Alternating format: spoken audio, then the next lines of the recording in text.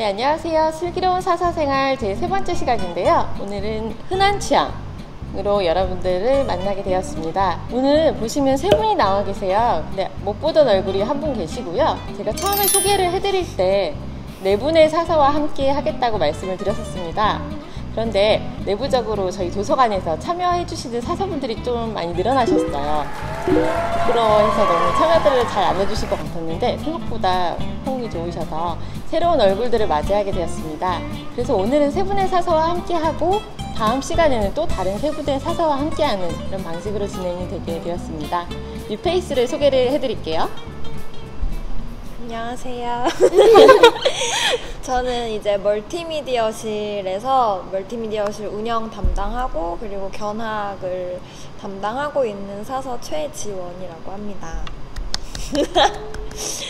저는 이제 1편을 너무 재밌게 봤었는데요. 안녕 이용자들. 같이 또 이제 하게 돼서 너무 저도 기대가 되고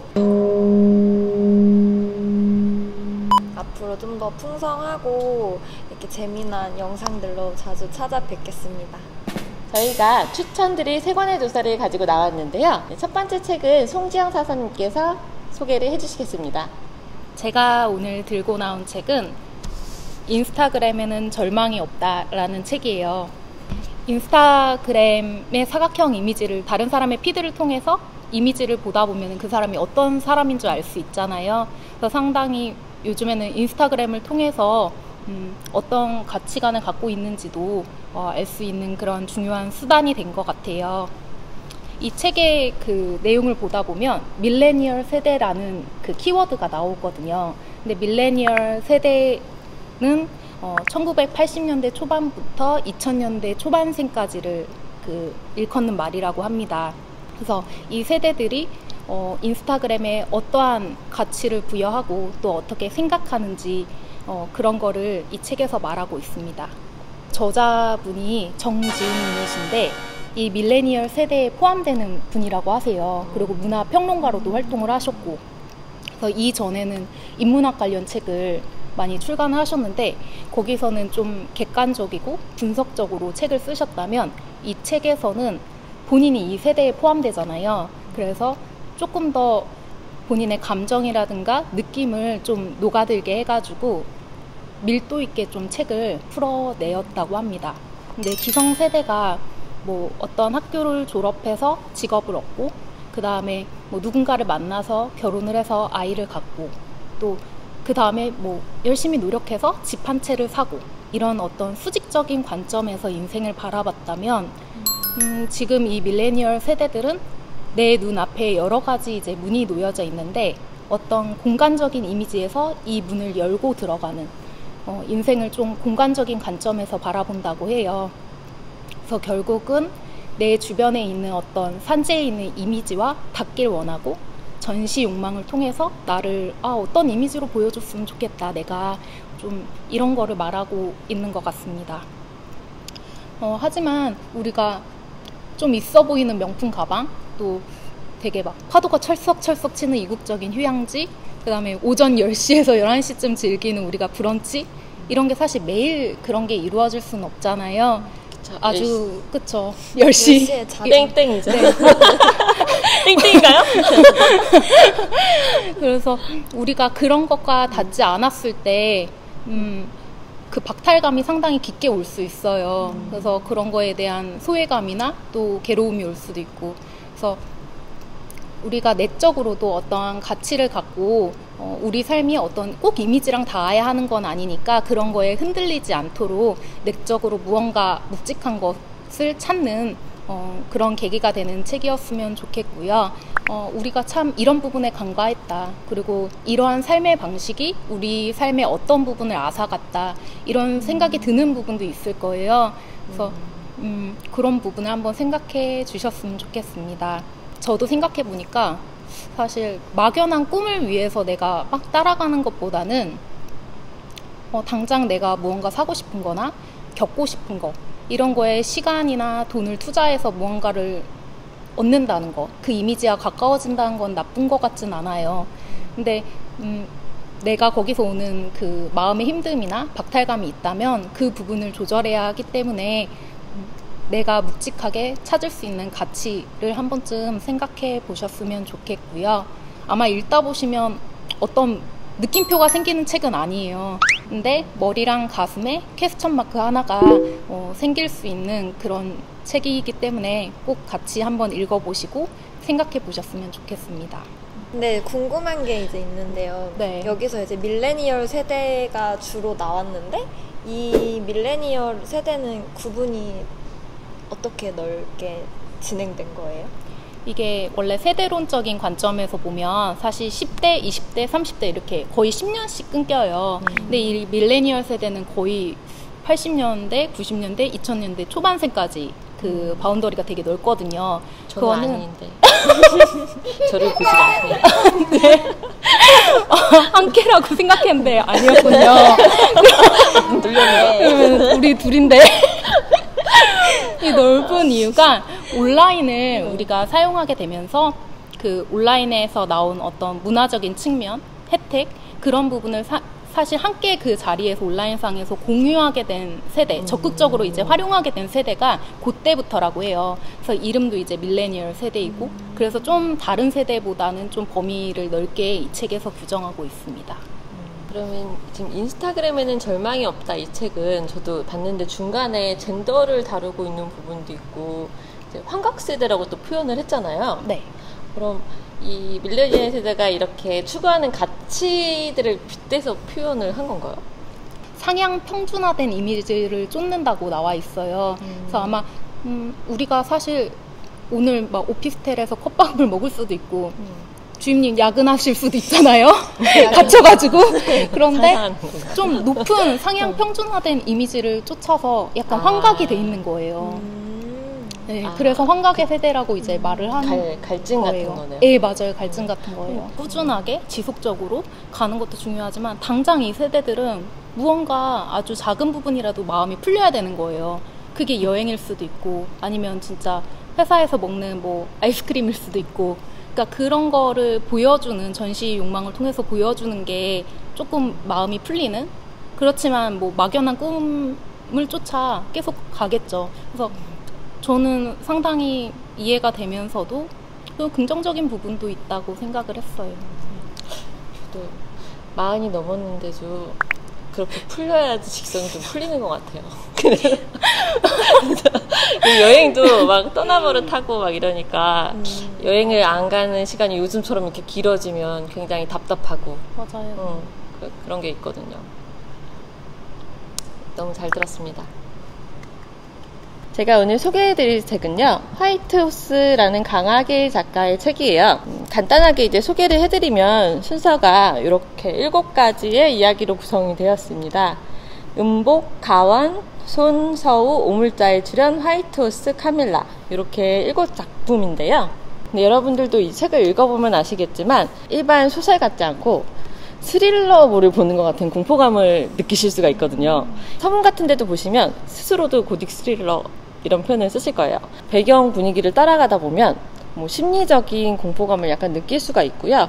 그 안에 되게 쉽게 서술이 돼 있어서 일반적인 소설보다 문체에 대한 뭔가 어려움? 그런 건 전혀 없어요. 그래서 몹시 잘 읽히는 책이고요. 대부분 7판이 다 약간 으스스해요.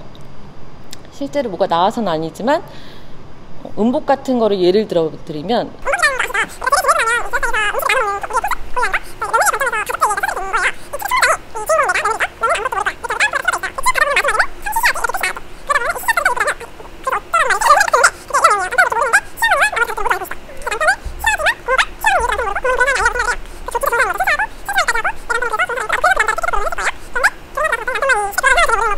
그런 생각을 하면서 이 책이 끝나거든요. 근데 되게 으스스하게 풀었어요.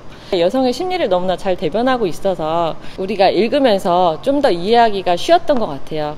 그리고 화이트호스 같은 경우는 작가라는 직업의 주인공이 또 나와요. 여성 작가인데 내가 뭐 A라는 만큼의 이런 양의 글을 썼다면 사람들이 나를 봐줬을 때 큰 항아리처럼 나를 봐주는 거예요. 그런 내가 의도하지 않았던 생각 밖의 운. 여기서의 화이트호스는 사람들이 나를 봐주는 시선은 너무나 고맙고 좋지만 굉장히 크고 부담스러워서 예를 들면 배우 지망생이고 어쩌다 예능 프로그램에 나갔어요. 근데 예능으로 내가 뜬 거야. 그러니까 사람들은 너무 예능을 잘한다 이렇게 나를 봐주는 그 시선 자체가 화이트호스인 거예요. 그래서 내가 유명해졌어. 근데 내가 하고 싶은 바는 어떤 배우의 역할인 거예요. 그런 쪽으로는 평가를 그만큼 받지 못했지만 나는 그만한 화이트호스를 가진, 메리트를 가진 운을 가지고 있는 거죠. 그거를 탈피하고 싶다는 내용으로 썼어요. 사실 어떤 면에서는 좋은 운이고 나한테 행운이다 라고 쓴 게 아니라 이걸 극복해 가는 과정을 담았는데, 아무래도 이제 섬세한 감정을 굉장히 잘 다루는 작가이다 보니까 쉽게 읽히다가 갑자기 반전해서 결말을 제대로 이렇게 해설을 해주지 않아요. 근데 심리적인 거를 대사로 묘사를 하고 끝나면 그래서 이것이 진실인가 저것이 진실인가, 여기 있는 단락들을 단순히 젠더의 문제로 보실 게 아니라 사회에서 가십과 실제로 그 사람으로서 내가 추구하는 가치 이런 면으로 좀 봐주시면서 글을 읽어주시면 굉장히 생각이 많아지는 또 하나의 책일 것 같아요. 제가 김영하 책을 굉장히 좋아하거든요. 보다 읽다 말하다를 제가 다 보통 시리즈를 구입을 해서 봤는데 거기에 이런 얘기가 나오거든요. 우리가 책을 읽을 때 우리 내면에서 자라나는 오만가의 투쟁을 하기 위해서 책을 여러분들이 읽는 게 아닐까요? 라는 얘기를 많이도 했었어요. 김영하 작가가. 그것처럼 이걸 읽으면서 계속 생각해요. 우리 주위에서 계속 일상에서 일어나는 일들이거든요. 나만 해도 그렇고 남들이 하는 얘기와 남들한테 보여주는 나 이런 것들, 그런 걸 되게 간과하고 지나왔던 것들에 대해서 깜짝깜짝 놀라서 다시 생각하게 만들어주는 그런 책이에요. 보너스 트랙, 여러분 보너스 트랙을 꼭 보셔야 되는데요. 이 책들을 7편을 만약에 재밌어서 가독성만으로 빠르게 딱 읽고 나면 저처럼 이제 이거 뭐라고 말을 해야 되지? 이런 상황이 오더라고요. 그래서 마지막 보너스 트랙을 보면은 다 거의 해설처럼 이해가 가고 두세 번씩 다시 보다 보면 되게 많은 파생되는 질문들을 따라가다 보면 내 나름의 정의를 할 수 있거든요. 작가도 이 책을 어떤 특정한 방향으로 정의하길 원한 거는 아닐 것 같아요. A가 맞을 수도 있고 B가 맞을 수도 있지만 그건 사람의 경험과 본인의 감정에 따라 다 매번 다르다는 거, 그런 면을 이 책을 보면서 많이 느꼈어요. 그리고 올해 나온 책 중에 아무래도 가장 추천하고 싶은 책이 아닐까, 저는 연말까지도 아직 상반기지만 그런 생각을 하면서 읽었거든요. 여러분도 꼭 한번 읽어보셨으면 좋겠습니다. 저는 이제 세 번째 천문학 아는 척 하기라는 책을 소개해드릴 건데요. 이 책은 크게 이제 1장부터 6장까지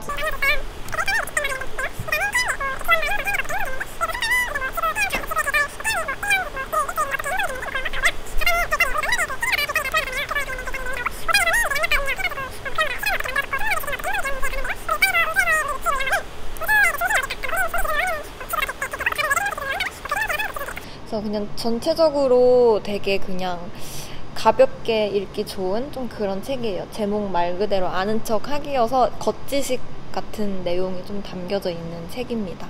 그래서 이제 저는 완전 문과의 성격을 가지고 있어서 이제 밤하늘 올려다 보는 것도 되게 좋아하고 달, 별 막 이런 거 되게 좋아하는데 밤하늘 보다 보면은 무슨 생각하세요? 저 별을 점령해야겠다. 스팅스타 먹고 싶다. 스팅스타 먹고 싶다? 저는 이렇게 밤하늘이랑 뭐 별 같은 거 보다 보면은 이제 막 저 별은 어디서 왔을까? 그리고 이제 저 밤하늘 너머에는 뭐가 있을까? 뭐 이런 생각, 되게 철학적인 생각 하시는 분들 계시잖아요. 그래서 그런 분들이 그냥 누군가한테 되게 막 저기는 말이야 이러면서 좀 이렇게 으스대기 좋은 그런 책입니다. 3장에서 지구, 태양, 달 아는 척 하기라는 장에 대해서 간략하게 소개를 해드릴 건데요. 이제 책에서는 춘하, 추동이라고 해가지고 이제 봄, 여름, 가을, 겨울 계절의 뭐 절기랑 그리고 일식과 월식의 종류 같은 게 이제 나와요. 지구는 365일이 1년으로 지나가잖아요. 근데 2월 달에 이제 돌아가면서 하루가 더 윤달이 끼는데 그게 왜 그런 건지 혹시 알고 계세요? 모르시죠? 그니까 저도 몰랐는데 기억이 안 나네요. 이게 1년 그 365일로 딱 떨어지는 게 아니라 5시간 49분이 남아요. 그래서 이거를 1년으로 이렇게 모으면은 하루가 나온다고 해가지고 이제 돌아가면서 하루가 더 생기는 뭐 그런 거라고 하더라고요. 그래서 이제 윤달을 추가를 하는 거고요. 태양을 돌고 있잖아요. 그래서 태양계에 속해져 있는데 이게 이제 근일점과 원일점이 있어요. 근일점일 때는 흔히 여름, 그리고 원일점일 때는 이제 흔히 겨울 뭐 이렇게 해서 계절이 나누어지게 되는 거고요.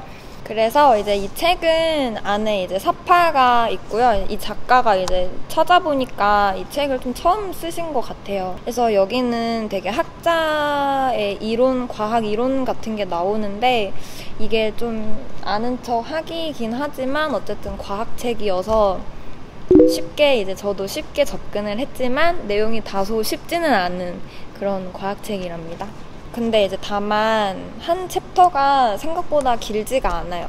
그래서 읽다 보면은 좀 이거 좀 어려운데 싶을 때 내용이 딱 끝나서 가독성은 좀 이렇게 좋은 편이에요. 내용이 어렵지만 가독성은 편리한 그런 책이고요.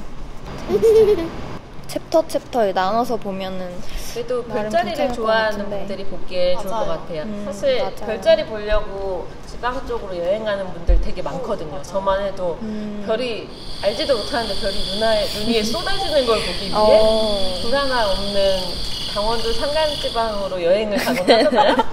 나만 그런가? 별 쏟아지는 거 너무 좋잖아요. 밀레니얼 세대는 몰라요. 왜 모르죠? 별 보러 강원도까지요? 저희는 다른 거 알고 와요. 그렇군요. 아무튼 이 천문학은 옛날 조상님들이 이제 천문학을 통해서 농업 사회로 체계적으로 이제 발전을 시키는 계기가 됐었잖아요. 그래서 옛날 막 고대 시대 때는 이런 천문학과 관련된 점성술을 엄청 신봉하기도 했고 막 하늘에 대한 이런 신비주의가 되게 심해서 이렇게 막 개기월식 같은 거 일어나면은 막 나라가 망한다 이러면서 막 엄청 절하고 막 그랬었잖아요. 그래서 옛날부터 되게 우리 삶과 밀접한 관련이 있고 되게 그래서 인문학이랑도 좀 연관시켜서 보려고 이 책을 골랐었던 거였고요. 그래서 이 책을 통해서 좀 더 넓은 시각으로 과학을 조금 이해했으면 좋았다고 생각을 했고, 그래서 과학이 단순히 좀 이렇게 다가가기 어려운 존재라기보다는 좀 쉽게 다가갈 수 있었으면 좋겠다. 이런 책을 읽으면서 그런 생각을 좀 했었고, 이런 점성술 이런 것도 별자리 운세 이런 거 보면 재밌잖아요. 그런 거 찾아보고. 사시자인데. 저는 물병자리요. 저희 양자. 다 다르네요. 그러게요. 아무튼 우리 삶에 되게 밀접한 관련이 있는 학문인 것 같아요. 재밌었어요. 정확히 모르지만 언제 한번 과학자를 모셔서 약간 그게 좋겠어요. SF를 다뤄보는 것도 좋을 것 같아요. 재밌을 것 같네요. 오늘 세 권의 책을 만나봤는데요. 이 천문학, 그 과학 분야의 책부터 지금 사회가 제가 갖고 온 책은 문학 분야거든요. 되게 다양한 장르로 또 갖고 나와주셔서 되게 재밌는 주제들을 많이 만나볼 수 있었던 것 같아요. 그럼 다음 시간에는 미운 우리 책들이란 코너로 또 아무도 읽지 않는 책 중에서 여러분들이 또 이런 소장욕구 있잖아요. 우리 희소의 가치가 있어서 꼭 나만 갖고 싶은, 나만 보고 싶은, 남들 많이 안 본 그런 책들로 여러분들을 찾아뵙도록 하겠습니다. 감사합니다.